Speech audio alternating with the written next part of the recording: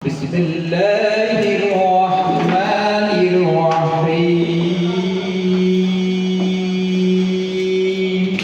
এবং দেশবাসীকে সুন্দরভাবে ঈদের শুভেচ্ছা জানাতে পারি, সবাই যাতে সুস্বাস্থ্য এবং সুস্থ মন মানসিকতায় প্রবাসী থাকতে পারি এই আশাই করছি সবার কাছে।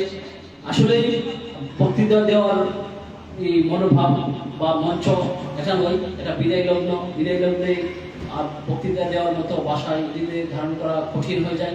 তারপরও কিছু না বললেই নয়, যার মহানবাসীর শহীদ হাজারো ইয়াং জেনারেশন রাজনীতি অথবা সংগঠন করার আগ্রহ জাগিয়েছে, ওনার কথা যদি স্মরণ না করি তাহলে এই সমাজে হয়ে যাবে বৃথা। ওনার নাম বাংলার মাটিতে বা বাংলার মানচিত্রে স্মরণীয় করে লেখা থাকবে আমরণ পঞ্চত্ব, যার নাম নিতে গেলেই আসলে শরীরের রক্ত গুলো টকবক করে ওঠে। সে হলো আমার প্রিয় লিডার, প্রিয় নেতা, প্রিয় শ্রদ্ধাভাজন সাবেক ডাকসু ডিপি নূর হক নূর, যার মোহনবাসী